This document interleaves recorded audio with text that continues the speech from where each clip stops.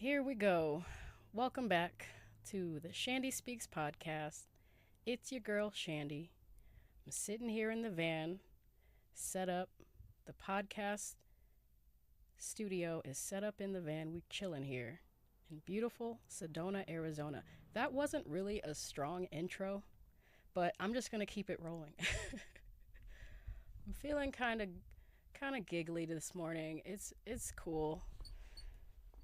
We're just going to jump into the podcast. It's Tuesday. It's Veterans Day. Thanks for listening. Thanks for coming back to the podcast. I'm exhausted, if you can't tell in my voice. I think that's probably where, like, the giggles are coming from. I get, like, kind of, delirious when you have, like, a lack of sleep. So here I am pushing through. I'm like very committed to this podcast that no one is paying me to do or asking me to show up for. And it's fun for me, and I'm here. I woke up a few hours ago, but this is like, you guys are the first people I'm talking to, like really out loud. So I'm getting used to my morning voice. How's that? Can you hear me? Which octave am I going to be in today?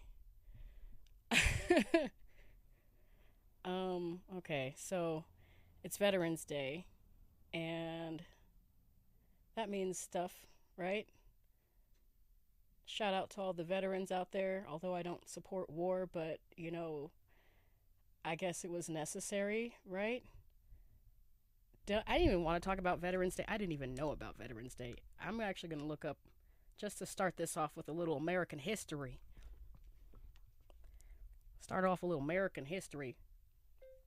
What's Veterans Day about?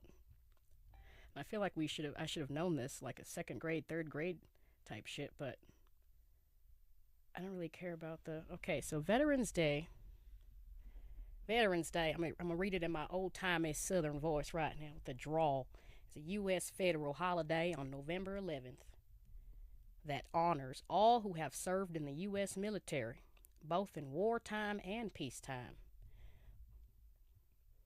Cool. Like that's what I thought it was. So shout out to all the veterans out there. I ain't got much to say about that. It's been cooling off here in Arizona. It's been cooling off a lot. I actually got to dig up my winter clothes. I live in my van, but yeah, I have a whole garbage bag full of hot clothes. I remember I was in Georgia this summer and last summer, and I got so annoyed when I would go through like my clothes to find something because it was just hot as balls out there, and I just keep coming across these fucking fleeces and hoodies and sweaters. It's sweater weather right now, so I threw them all in a garbage bag and threw them behind all my junk in the back, and now I gotta dig them out again. That's interesting. Is this gonna be an interesting podcast? I'm hella tired. I'm really fucking tired. I've been working at this new gig in uptown Sedona, and it's been pretty chill. It's different from what I've normally been doing. Like, my field is culinary, typically. I was a chef in Georgia, but I've switched up my field. Now I'm in the hotel business. I think I talked about that a little bit, but I'm still trying to get a feel for it, so I don't really want to like talk too much about the ins and outs of what I'm doing. But essentially, it's like I'm not cooking anymore, which kind of, it is what it is. The restaurant industry is like one of the most unstable, volatile industries, I believe, from just my 20 years of experience. Like, if you want to be a cook or a chef and it's your passion, then like it definitely has to be, because it's stressful, it's long hours, it's unpredictable, it's demanding, sometimes it's dehumanizing, and like I said, it's very volatile. So you must really love cooking. And I do. For the longest time I did love cooking, but it's not paying the bills right now, and that's just kind of how it is. I was talking about in my last episode that I wanted to move out of this mindset of, just exchanging my time for money and trying to come up with some good ideas. And I remember saying that I stumbled across. Can I hear myself? Okay. I don't know if. Damn, I was like talking way far away from the microphone. I think this is good. I don't even know. Sorry about the first. Wasn't even hearing myself. I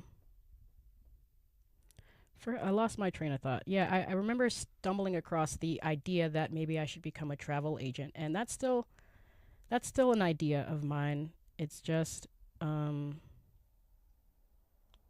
yeah, it takes money to make money. So in the meantime, I would have to exchange my time anyway for money to fund the idea that will eventually make more money. And this is just all theoretically right now. Like, it's all up in the air. I don't know.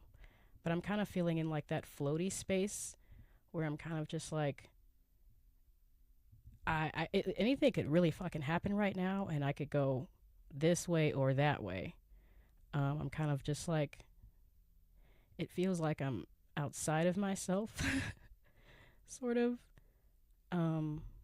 Observing myself, being the observer of myself, and kind of watching and waiting to see what myself will do. I don't know if that sounds too hippy dippy woo woo, but like, so yeah, I started my job in a totally different field this week to eventually fund the idea, and it's been kind of like, I don't know how to explain it. It's been fun, but also like, I don't even know if I'm really there. I feel like I'm just kind of, I don't know. The best way to describe it is like some airy space where I'm kind of just like, I'm just there, like observing and like just moving around. Y'all, I haven't smoked weed in like, okay, legitimately, it was about 24 hours ago, but before that, it was like 7 days. I went a week. My first week of work, I was hyper focused. I'll tell you that much. Hyper focused, hyper motivated, and the ideas started pouring in and creativity. But then I rewarded myself at the end of my work week. Today's like my second day off. In a week, and I smoked some weed yesterday, and now I'm here right now, just feeling like, so you know what, I think I've actually been thinking like, do I need to stop smoking weed, you guys? I'm 36. Do I?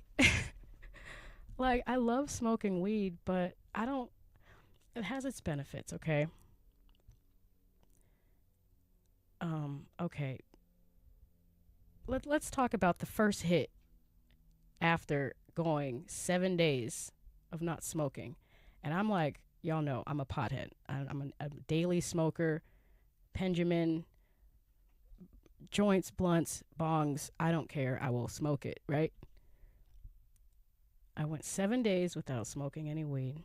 And I, was tipped at my job, got a little cash in my pocket, in my hand. So I was like, fuck it, let me go buy a pre-roll.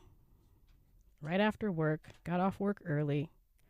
This was Sunday afternoon. It was such a beautiful day already. And it was around 3:00 in the afternoon, 2:00 maybe, when I had like gotten in and out of the dispensary and was back on my way down to the village of Oak Creek to go pick up my dog from the dog sitter. And if anyone lives or knows about, it's rush hour traffic. It's like 3:00 on a Sunday afternoon, and it's a touristy town. So I said, fuck it. I hit the weed. It was like I had 2 little half-gram. I only hit it like a few fucking times, bro. And then it was instantly like, I don't know how to describe. Okay, I can describe it. Like picture like a colorization, like everything just automatically just lit up in the room. Like I was in my car sitting in dead stop traffic, okay, on, in Sedona. If you know, you know.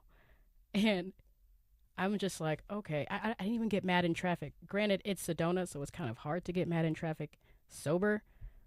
But as soon as the weed hit me, like the whole, like, it just glue up. Everything was like cartoonized.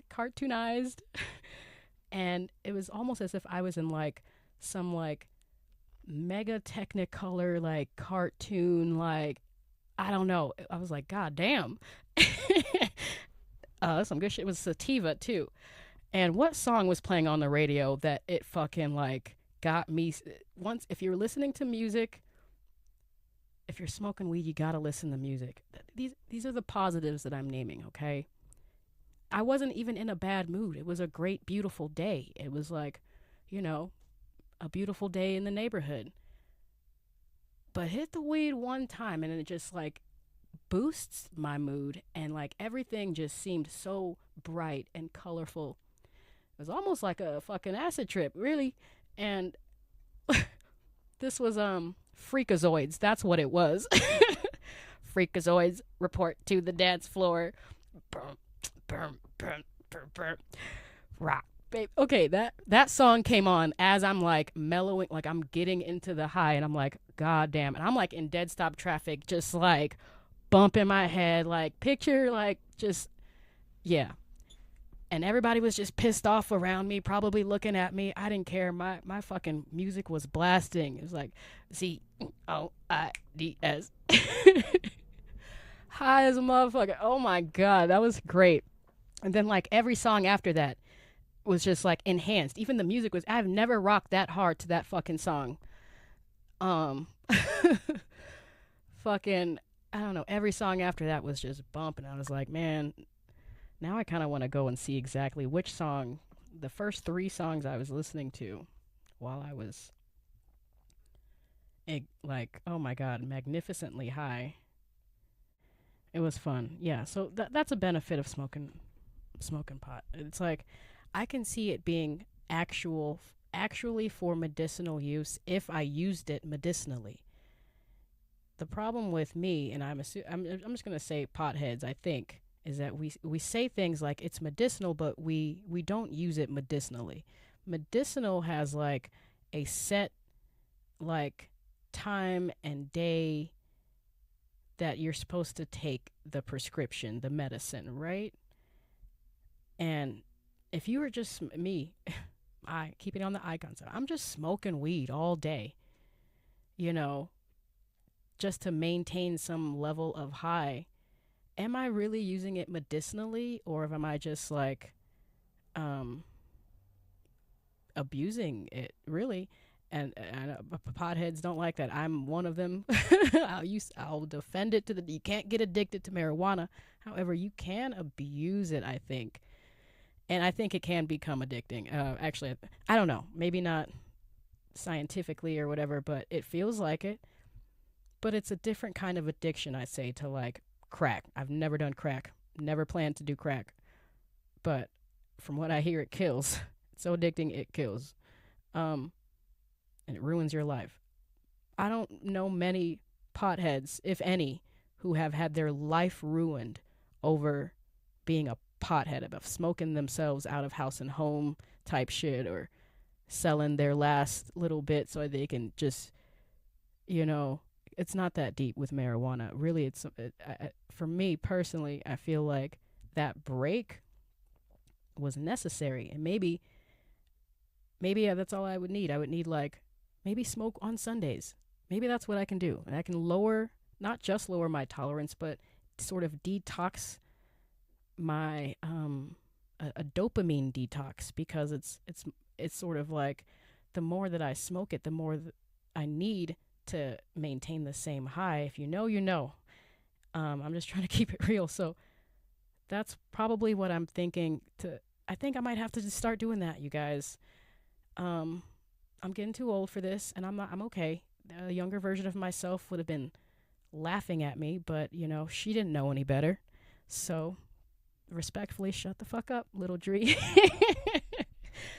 Because I think I'm going to do it because I just loved the way I felt. And even leading up to that week, when I accepted that, okay, I'm not going to be smoking weed. It's kind of like back when I was in Georgia. If y'all was following my Van Life Diaries episodes, because I was dry out in Georgia numerous times because it's completely dead ass illegal out there. And I just had to be sober. So in a way, I've kind of trained myself already to go several weeks without smoking. And then, of course, when I went to, where did I go? The Cayman Islands. Ooh, y'all saw those episodes when I was wilding out. I almost got stopped at immigration for trying to smuggle in a little 0.5 gram of fucking, because I was that fucking, and it was hard being sober, but I sort of trained myself. So now I'm like, okay, maybe that's what I need to do is, the dopamine hits that I get from smoking weed, they could mean a lot more if I smoked a lot less. Right? Does that make sense? So once a week, I think, is what I'm willing to comfortably sit at right now. But it could be, I feel like I could have gone even longer. If I didn't get cash in my pocket, I wouldn't have even thought about it. I was like, maybe I'm, a little, like, first thing I thought about when I had cash in my pocket was not gas, food, or anything else but weed. So there is that. It has its positives and its negatives. So yeah, and then right before I started this podcast, that 0.5 gram lasted me like a few hours. Like, it was like 2.5 grams, so it was like a full gram. I smoked 0.5 gram on Sunday, and I smoked 0.5 gram on Monday, and now it's Tuesday. This podcast will be for Wednesday, the 12th, day after Veterans Day. And so I just like resin hitted my pipe before I started this podcast. And I'm like feeling like, yeah, I don't like that feeling. I don't like that feeling like I'm like, cracked out over weed. Okay, what else did I want to talk about this week? Not much going on in my life. I asked some Facebook questions.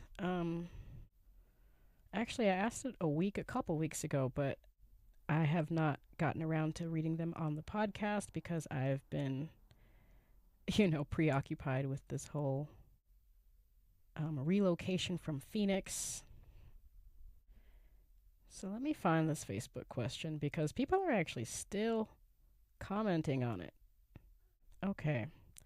This post is hella old, y'all. But I actually haven't gotten around to reading any of these comments. This was posted on October the 21st, which was 3 weeks ago. It was posted 3 weeks ago in a group. Hold on, let me get some water. Okay, so for those of you who already know, I post in some of these groups and I read the comments on here.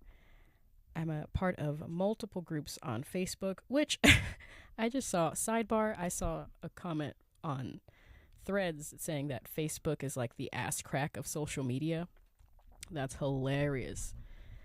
Yeah, because really, I'm kind of just posting there for entertainment, just to get some kind of anyone that'll hook, because sometimes you'll come across some people, but really it's like the last little bit of it. In fact, a lot of my content comes from TikTok now. I'm a TikToker girl. I might actually read a couple TikTok posts as well, but this group is called the Empaths and Old Souls Spiritual Awakening Group. And I've posted a few times in this group before, and it's always been very positive or, good stuff here. And I feel like it's a balanced group, at least so far. This was the same group, if you go back, one of those episodes where I posted the question, why are so many people depressed? And I also posted a different question, what's the title of the current chapter of your life? In the same group. So about 3 weeks ago, I asked this question. It is a public group, so you can go and read all of these comments yourself without having to even join it. And the question I asked was, can someone describe their personal spiritual awakening? What the hell was I thinking about when I wrote this question? I think this was like right when I relocated to Phoenix, and that was like the main thing on my mind was like, what the fuck am I doing here in Phoenix? Really, what the hell am I doing here in Arizona? Still trying to figure it out. And I feel like, am I being irresponsible by not like going out of my way to try and figure it out and just like waiting for it to come to me type shit? Anyway, I digress. So I think that was what was going through my mind. Just maybe someone else can piece together their spiritual awakening, and maybe I can shine some light on my own. Because I think it feels like I'm just like continually awakening every other fucking month. I'm like, what? I was asleep back then. I thought I knew it then, but now I didn't know. I'm knowing that I didn't know shit, and I'm like learning something new about myself and all of this shit. So I feel like it's a ongoing process. Like I'm just, am I talking in circles?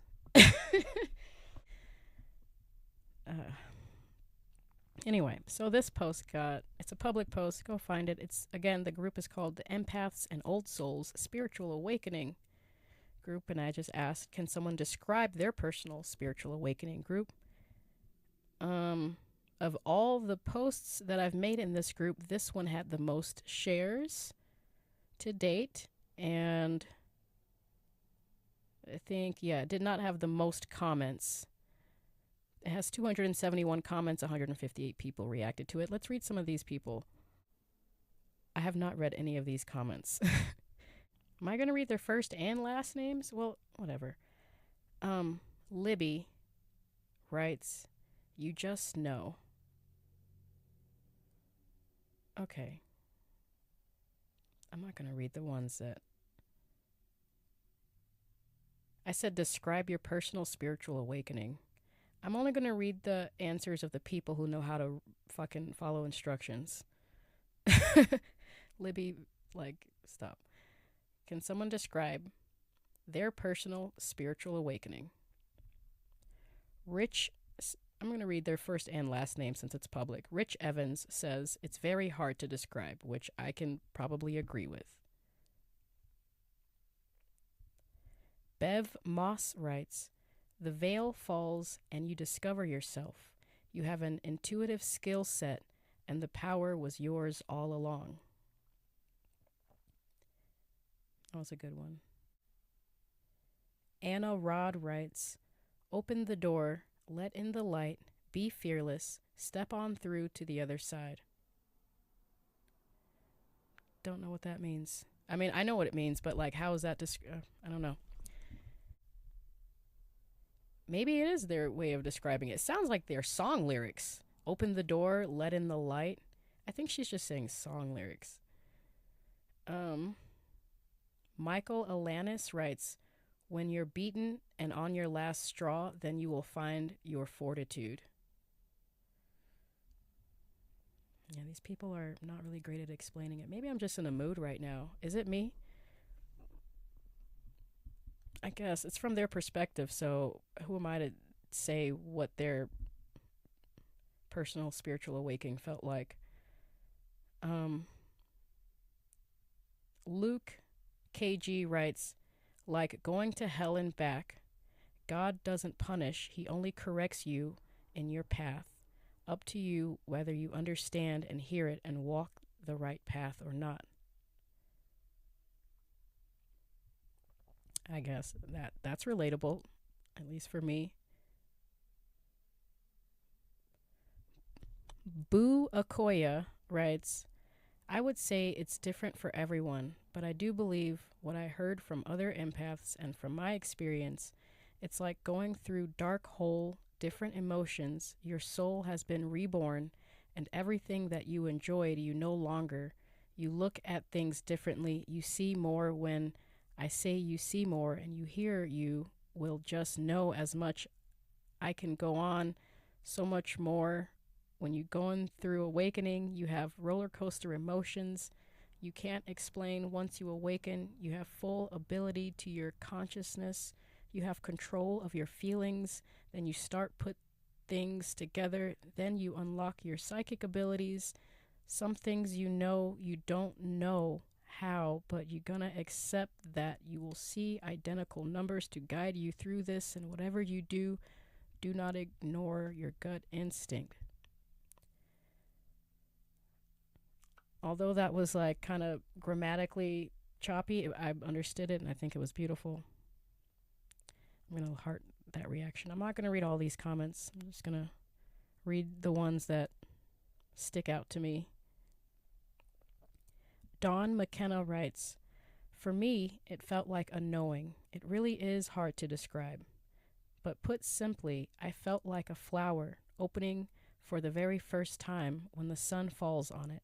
Warming and welcoming, no fears, no doubts, just an opening of every part of me and an acknowledgement that I already knew what I was learning. It sounds confusing, but it was not at all confusing. It was exciting. It was calming. It was a feeling of, at last, now I understand. Now I know who I am and why I am. That's beautiful. Okay, so I'm gathering that it's obviously, it's very unique and different for everyone, but it can possibly be very poetic. It seems like this is going to be a poetic kind of description because, I don't know, maybe that's the only way you can describe it. It feels very like, you know, moving in a way, and you can't really, find the answers to it in a book or by some scholar. I think it's definitely something that is felt, and feelings are making meanings move with your feelings. You see, I'm a poet, you know? Let's read some more. I think I might cry on this one, you guys. Because I've been going through it, you know? I've been going through it. Leanne Charlton. I'm only going to read the ones that have a lot of likes, because obviously those are the ones that maybe most people can agree with or relate to. But Leanne Charlton writes, at times, bloody confusing, looking at the world through new, excited eyes, embracing endless opportunities, or currently learning how to achieve these endless opportunities, constant knowledge seeking, feeling separate from the world, but in a good way, not a bad way, hunting down my elusive intuition. She's AWOL. Figuring out dreams seems like an endless game of connect the dots, an opportunity that I'm grateful I get to experience and not sleep my way through life. Very beautiful, Leanne. Okay, a lot of women are commenting on this. Callie Allen writes, I feel like I've always been somewhat awake my whole life. I have an old soul and knew this wasn't my first time being here, but my spiritual awakening definitely happened in 2020 when my husband and I divorced. Sometimes it takes a tower moment to bring it on. I felt like I was dying, and it was a really hard time for me, and essentially a part of me did die. You have to let go of past thinking and accept the truth that your soul is telling you. TikTok and Pinterest are actually good resources for info. You'll see the world differently. You'll see people, celebrities for who they really are. You'll feel connected to nature. You'll see we've been programmed our whole lives and it's breaking out of the matrix. Okay, she had me until she said TikTok and Pinterest are actually really good. She had me until all that. They, be that as it may, they may be good resources for info, but you don't see the world differently through them, or you don't feel connected to nature through them, she said. And you can't see the programming from within the programming. You know what I mean? She says, so she had me until she said that, but good for her. And I think I'm going to read a few more comments. Amanda Orcell writes, for me, my spiritual awakening was a dark night of the soul. Everything around me burned and ashes remained, and I stood there looking at them, not recognizing myself, but remembering myself at the same time. It feels like you're disassociative, but yet fully immersed in everything around you. Colors are brighter, feelings are stronger. You don't know what happened to you before that point or what you had been doing in life before it happened. You feel like you're in a purgatory for a while between your old self and your new self. I'm still trying to figure out my new self. I cry a lot and I lay on the floor a lot, but I also learned to ground myself and pick myself up and realize that no one's coming to save me. I'm actually going to write a book on it. Bless her heart.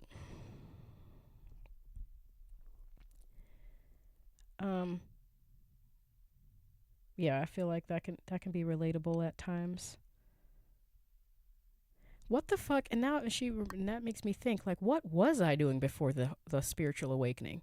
And by spiritual awakening, at least for me personally, what was I doing before I ever tripped acid for the first time? Really? I don't even remember, like, where I was spiritually or physically or mentally. I don't even remember that, girl. But okay. I'm trying to find a guy's comments because all these girlies are getting all long-winded and beautiful, but I want to hear a man. I'm gonna read a couple more. Richard, ooh, mic check. Hey, Richard Trapp writes, "You start figuring out start over. Richard Trapp III writes, "You start figuring out who and what you really are. You start to see the world for what it really is. It's not always glamorous, especially when you have to deal with your own bullshit. Some days are rough. Some days you don't want to be awakened and you just want to go back to before you knew the truth. But guess what? You can't. You can only keep going forward. You may tend to isolate from people. You stop tolerating anyone showing up half-assed in your life. You stop tolerating being mistreated or used by anyone. Your likes and interests may completely change. May want to spend more time in nature. It's about finding yourself and unbecoming everything the world told you you were up until this point in time." Very well put. See, sometimes a man just gets right to the fucking point. It's still beautiful. It can be very poetic, but it's still like, yeah, very right to the point. Not knocking on the feminine, but I like the balance. I like the balance. Let's read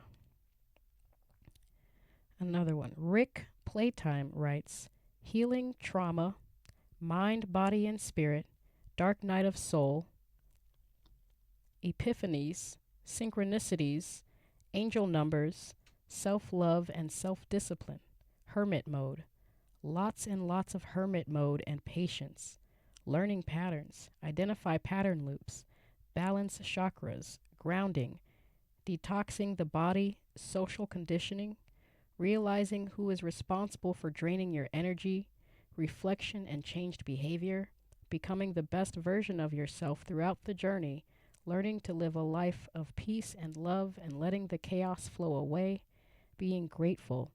This has been my experience. Everyone has their own unique path." Very well put. Again, straight to the point. I'm going to read one more comment.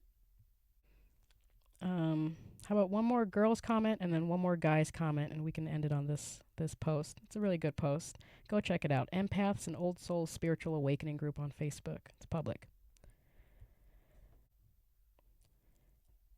Deborah Teal writes, "For me, my whole life has been a spiritual awakening. The many changes I've gone through that God has thrown me a line for my next chapter in my life. He has sent people in my life always to help me along it. I have been an old soul since I was born. I've always know God somehow." And then last but not least, I'll read a guy's comment. These are really good comments here. It's a lot of women. Okay, here's one from a guy. Will, that's right. Says, "When I was in high school, I laid down for a nap after school.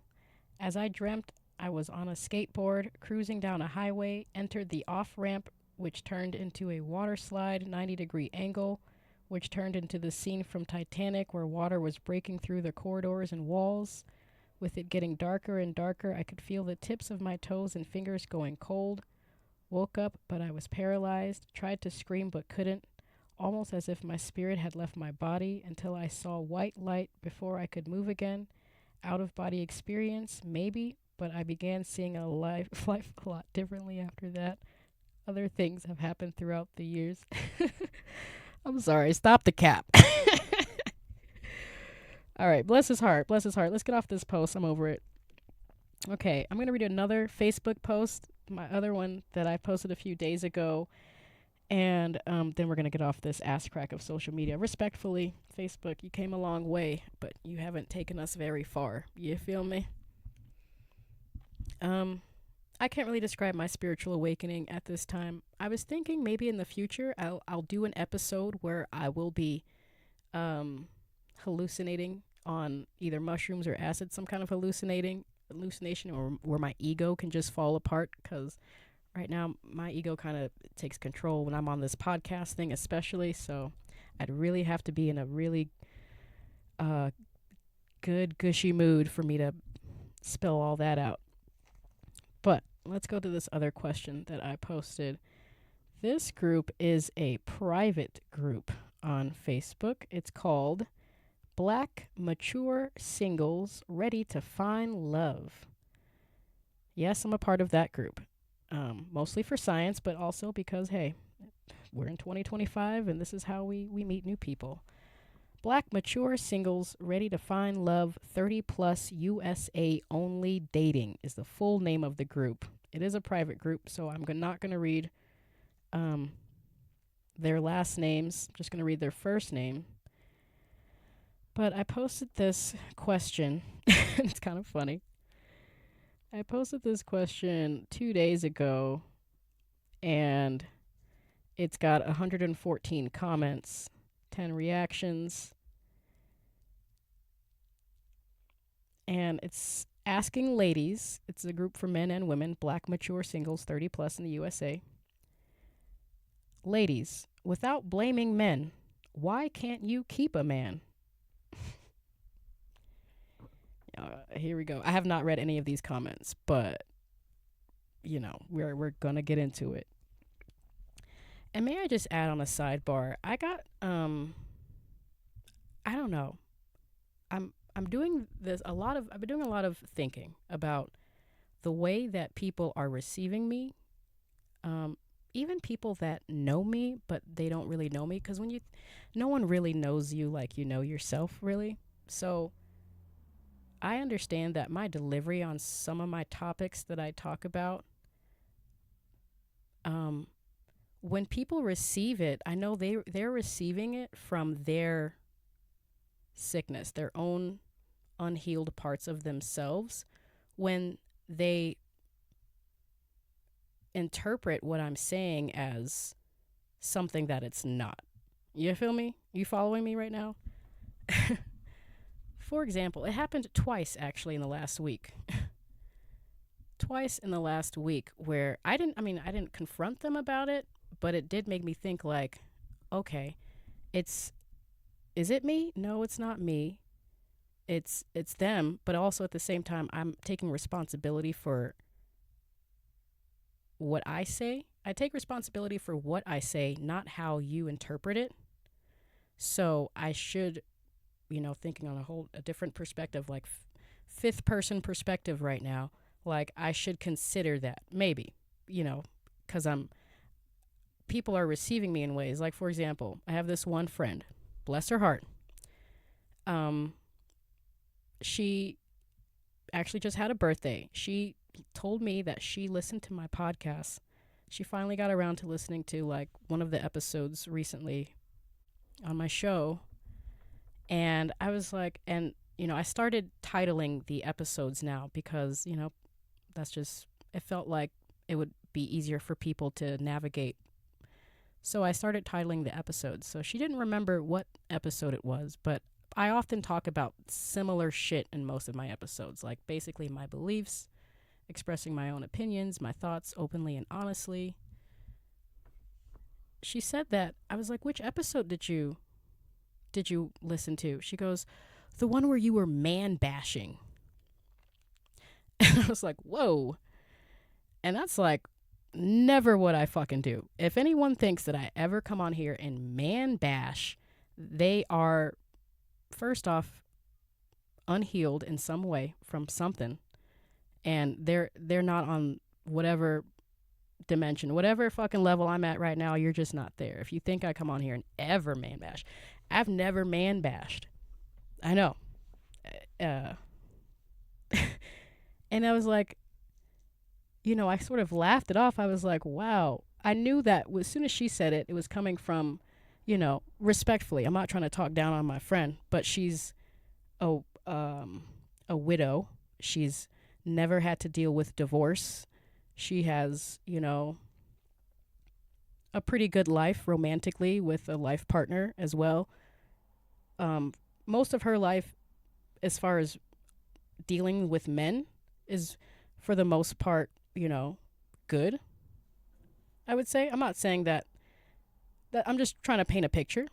So I know when she hears me saying something like, men don't respect women, they're chivalrous to women, or like men can't be friends with women because they just want to have sex with them. It's like a foreign language to someone like her because she has not been in a situationship, quite literally, when she's had to figure out if the man's intentions were true or not, and had to go through trial and error. Her body count compared to probably most women who would understand where I was coming from, myself included, is nowhere near. So, bless her heart, I can understand why or how she would have assumed that when I say anything, I'm never man bashing. Literally. If you think I've ever man bashed, you are literally missing it, and this isn't for you, okay? I keep it real. I'm not going to come up here and sugarcoat and be like, yo, man, men need to, I'm not going to man bash. That's not me. I'm always trying to bring things to the center. And the second time it happened this week was with a guy, quote, friend. Now let's just keep it real. You guys know I do not believe that men and women can be friends. That's just what it is. It has to be some kind of business relationship. The only men who I claim to be friends, they're literally just work friends. I've rarely ever hung out with them outside of work. Just for an example, my really good chef friend in Georgia, he was on one of my podcasts in the background, Hazy Introspection. Him and his wife, really good friends of mine, but if we never worked together, we actually have never hung out outside of not working together. The only times I've hung out with him was while we were working together. That's facts. So, and then I have this other quote friend who I'm coming to realize, like, okay, I'm coming to realize that we are just, we are probably coming to the end of our professional relationship because possibly there could be something else in his mind. But if you go to It's Luna Music, I'm a rapper, singer, musician. I make music, I make beats. My first single is called 𝗙𝗵, and it's featuring Rocket Boy Brett. It's up. It's on Spotify. That's my music partner, right? So I'm going through my music this past weekend. It was like actually a couple days ago. And I remember that we were going to make more music. I made that song in Sedona like 2 years ago with him. It was my first single. Very proud of it. It was a great night. He produced the track. Shout out to Rocket Boy Brett. However, he made a song recently, and I said, hey, we need to get up in the studio soon. And he sent me a song that is unfinished, and he's like, I need 12 bars on this song. And he's like, do you want to get up on it? And I was like, I listened to it. No shade or anything, but I was like, honestly, I don't want to get up on this song. It's not really, I can't relate to it. It's not my thing. And the song was, in a nutshell, kind of talking shit about women. It's not my thing. And then I was like, actually, I don't think I can relate to it at all. And he said, almost verbatim, well, I was kind of thinking you can get on there and talk shit about women. I'm going to find the exact fucking post or message that he sent. I'm going to leave an open verse on this track, 12 bars. Would you want to feature on it? I said, to be honest, I don't. I just don't think I could relate to it. Sorry. He's like, I gotcha. I could picture you on it talking shit about other girls.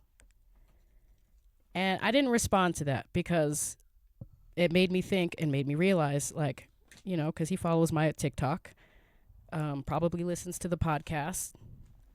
He probably assumes that I talk shit about girls. And I'm just now, right now, I'm just coming to realize, like, men and women project their own fucking fears out into the fucking world. And I'm here just like as the receiver. I'm just the observer. Like I said, I'm just standing back and observing, like, where have I ever talked shit about women? Keeping it real. If you think I'm talking shit about women, this isn't for you. You are not mature enough for this conversation. This is grown folks conversation. If I keep it real and I don't like sugarcoat something and, you know, make it sound all like sweet and you know, loving, it's doesn't mean that it's not coming from a loving place or that it's mean. That's something that you have to deal with, okay? And if I'm helping you learn about your own personal mommy issues or daddy issues because my delivery isn't nice, then so be it, okay? But it's never, if anything, I'm here for women. Anybody who knows Chandie, Luna, anybody who knows me, have followed any of my episodes, I have been the number one ring bearer, or the number one solidarity fucking bitch for women. Like, and it didn't surprise me that it came from a respectfully it didn't surprise me that those words were uttered from a non-melanated man who just so happened to be bashing women in his song. Y'all got the whole game fucked up. I'm not here for men or for women. I'm here for fucking truth. Okay? I'm here to help you heal. I'm healing. We're all doing it. We're all on this same journey together. I have never bashed men. I love men. I know. Call me whatever the fuck you want. Pick me. No. Men are awesome. The masculine men are awesome. I say facts and stats about the beta males that are out here, and I'm sorry if it hurts you or makes you feel like I'm bashing men. I'm just keeping it real. And I especially love women as sisters. Even though I don't like being called sis, I have a sister. But you know what I mean? The womanhood. I'm so pro-woman, it's not even fucking funny. I'm anti-feminism, pro-woman. Don't give a fuck. That's how much I love women. So if y'all are receiving me that way, you got some shit that you got to work through. That kind of triggered me because I was like, what universe would you ever see me, Chandie, coming on a recorded studio track talking shit about women in any way? Y'all got some shit you got to worry about. Anyway, I'm glad I vented about that, and that was actually a really good little good rant. But I'm gonna go into this Facebook post that I wrote in the Black Mature Singles Ready to Find Love. I'm going to calm myself down a little bit. Y'all are on some first dimensional, second dimensional, very low vibrational thinking if you think I'm on here bashing anybody. Really. You're not listening. Keep up. Try to keep up. All these episodes that I'm making are recorded for you on Spotify and YouTube. So you can feel free to go back and maybe listen to what I'm saying instead of projecting your shit onto my shit. This ain't that. Okay, so I asked ladies, without blaming men, why can't you keep a man? Now keep in mind that I'm just trying to poke the bear at this point. I give a fuck if can't, this is just wordplay. This is just entertainment for me. I knew what I was doing when I made that post. But I wanted to hear at least some genuine women, melanated women, black women, talk about themselves. Mostly I think I was trying to gear towards personal responsibility without blaming anything external, especially a man, on why you're not in a relationship with a man, or why, you have commitment issues or whatever it could be. But anyway, and I have not read any of these comments. This is the first time I'm scrolling through it right now. It has over about 114 comments. It is a private group, so I'm not going to read their last name. First comment was from a man named Wilton who posted a GIF of Kenan Thompson having a box of popcorn. Like, oh, this should be good. Anyway, I don't know. A lot of people are short. They're all women here, so I don't know. Here we go. 𝗍𝗪𝗀 writes, abandonment and trust issues. I'm not healed. That's it. That's all. That is, I'm going to care reaction that, because that is literally the most honest. This is the kind of answers I'm looking for. See, when we're honest with each other, we can get to the root of how we can change it, but we have to be honest with each other. And that's all it is. When you tell the truth, it helps. It helps. You can't manage what you can't measure. Y'all heard me say this before. You already know what it is. So now you know what you need to do to change. I'm going to read that again. 𝗍𝗪𝗀 writes, abandonment and trust issues. I'm not healed. That's it. That's all.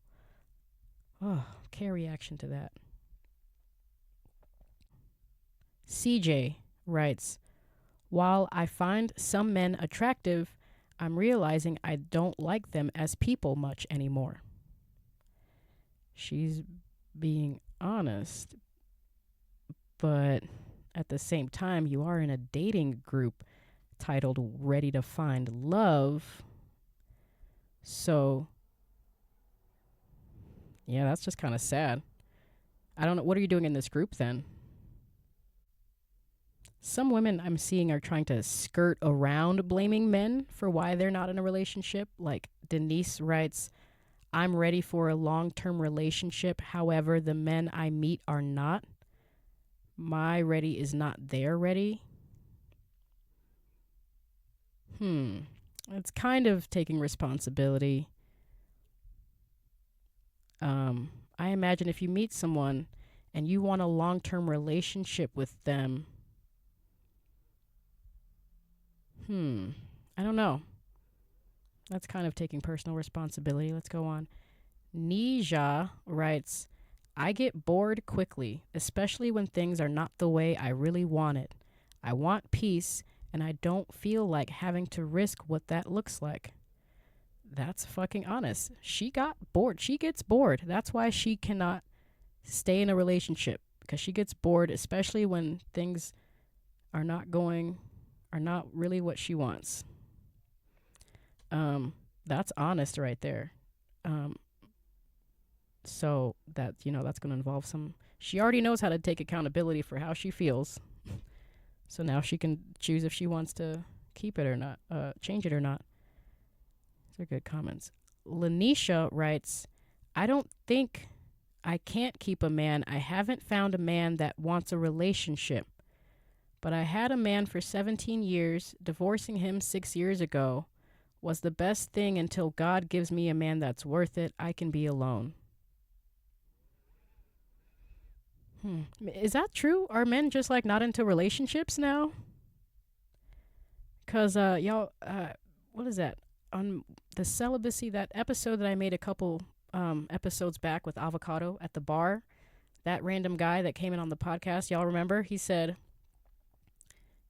women are the gatekeepers of sex and men are the gatekeepers of relationships.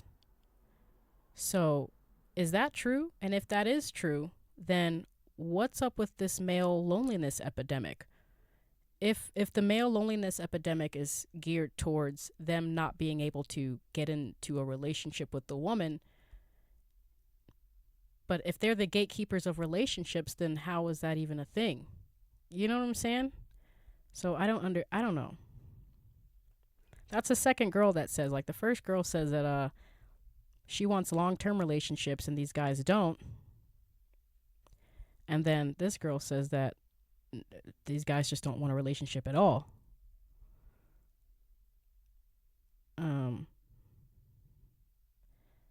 So I don't know why as far as this last comment, she said that she was with the man for 17 years, divorcing him 6 years ago. Why did you divorce him? That's a better question. Was the best thing until God gives me a man that's worth it? Worth what? Worth being with? I don't know. I don't understand. That was kind of weird. But I do want to try and explore that relationship gatekeeping. Is that a thing, or is that just something that they say because it sounds nice? Dee writes, that's an interesting question. I personally don't want to keep a man that can't be kept up, and I also don't settle for less. I'd rather not be in a toxic or unhealthy relationship. I love myself. I put God. So the answer is simple. Why keep him if he's not worth being kept? Well, you're still blaming men. And it's so kind of sad because women kind of can't help it, at least in this thread, because I'm also seeing that the moderator of this group is going off and just like trauma bonding with all these women who are kind of skirting around blaming men. I'll repeat it. She said that I personally don't want to keep a man that isn't worth being kept. Well, why the fuck did you get with a man who isn't worth being kept in the first place? She could have said something like, I choose fucking beta males, and I don't know, something about beta males attracts me, and I eventually learned that I don't even like them or something. Nothing, but she's like saying that the men that she's choosing aren't worth being kept, and she doesn't settle for less. I'm going to read a response to that lady's comment by a man that I liked. His name is Wilton. He says, in my opinion, those answers make it appear like y'all are saints and do no wrong. It is hard to believe that a man has never complained about anything while being in a relationship with you. No one is perfect. We all can improve on aspects out of life. And then, of course, the moderator, comes on there. Anyway, let me read a couple more comments and get off this post. I just want women to just take responsibility. I want men and women to take responsibility for themselves. There's a reason why you are where you are right now in life, and it's only your fault. Wherever you are in life, it's only your fault why you are there. Period.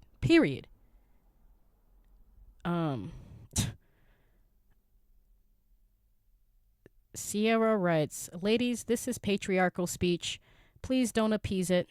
It is not up to a woman to keep a man. If a man makes the adult decision to be a relationship, it is also his decision to remain in that relationship. If he chooses not to be in that relationship, that is his individual decision for whatever his reason is. I can actually kind of see how, obviously, like, I chose the wording for the reason, I would never suggest, you can't keep a man. Like, it's patriarchal speech. I get it. However, the point was for you guys to dig deep, and despite of it all. And you guys are kind of just feeling a little butthurt that you can't find a reason outside of someone else. And maybe that's why you're still single, even though you're in a group searching for love. And a lot of men have commented on here with like the popcorn gifts and this ought to be good. And yeah, I think I'm over this post. It's good social experiment. Hey, you know what? Since we're on the topic, let's take some personal responsibility for myself. and I did jot this down in light of that post. I wrote, in my notes I wrote, the sick and unhealed parts of myself that was in love with my ex-husband. Now it hits different. I'm willing, and I don't know, maybe this sounds like I'm pushing responsibility off, but let me walk with me. Let me walk with me for a little bit. Because right now, in this present moment, I feel absolutely nothing for my ex-husband. And I don't know if that sounds cruel to say, but I absolutely feel nothing. I am not tethered to him in any fucking way outside of that was my ex-husband. That's it. I feel nothing else.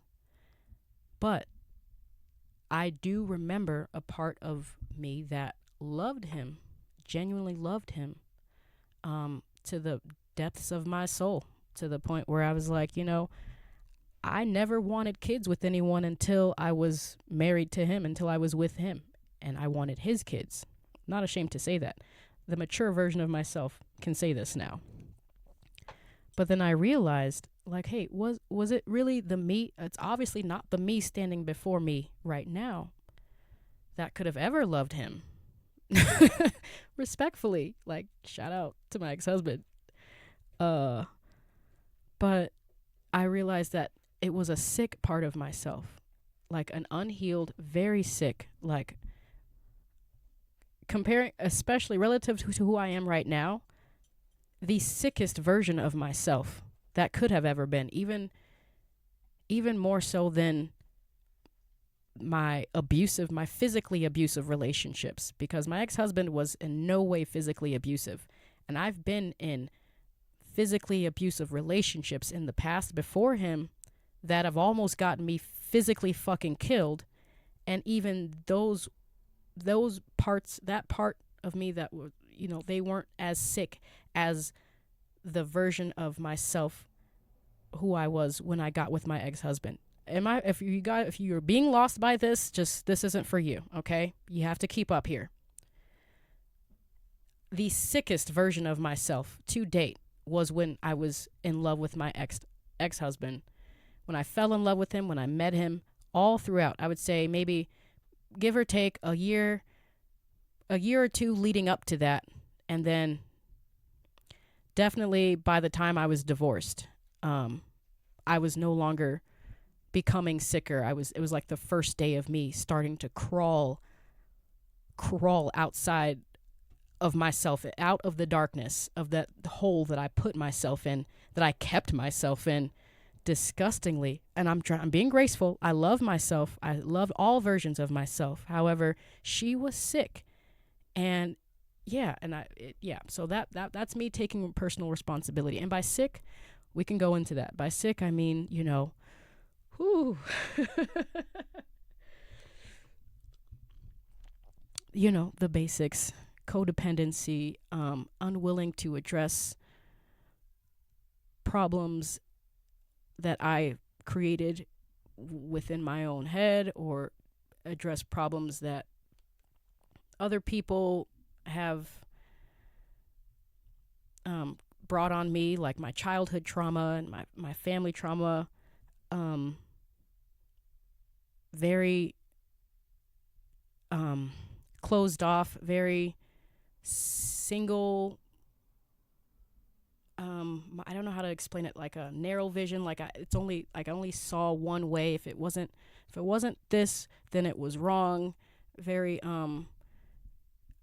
conformist, fucking bratty, kind of.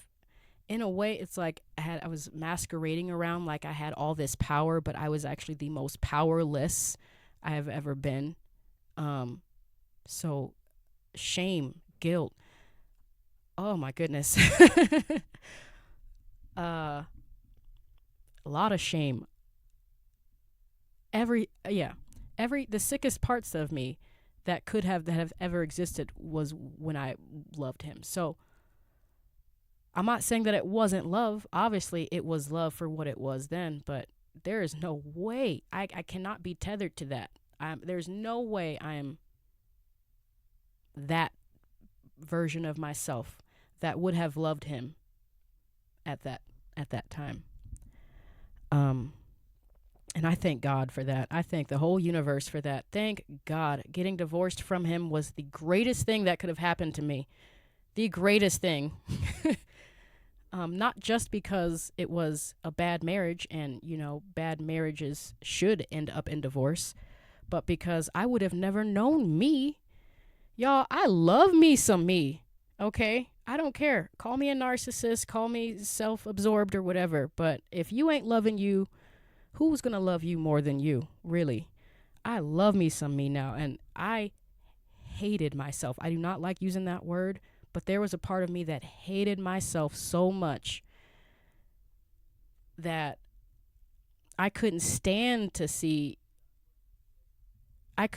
even receive love from anyone. How could you love me if I don't even fucking love me? Very sick part to myself. We're almost over this podcast, you guys. We're almost there. That was me bearing my soul for it. I don't give a fuck if y'all like it or not. You interpret that as you will. I think I'm good. Did I want to read a TikTok post? I don't know. I think I'm going to save that for next week. I made a couple good TikTok posts this week, but it was mostly just to poke the bear. Per usual, it's what I do. And I feel like I've said a mouthful in this episode already. We're already pushing over an hour, but I know I'm going to edit it down quite a bit because I got a lot of dead space in there. And maybe just under an hour. So I think we're going to be good with this one. What time is it? It's almost 11:30. Yeah, so y'all, thank you for listening, per usual. I don't know. I did some drone flying this week, so I don't know how much of this episode will be filled in on the video version of it if you're watching on YouTube or any of the other social media places where I post the videos. It may just be mostly me up on here talking, depending. I got to go through my clips. But if you're listening on Spotify, please subscribe or follow, like, share, subscribe. It helps me keep coming on here and talking my shit. Let me talk my shit. Shout out to all the veterans again today. Chandie Speaks. I'm on TikTok, Threads. I'm everywhere. Y'all know what it is. I'll see y'all next week.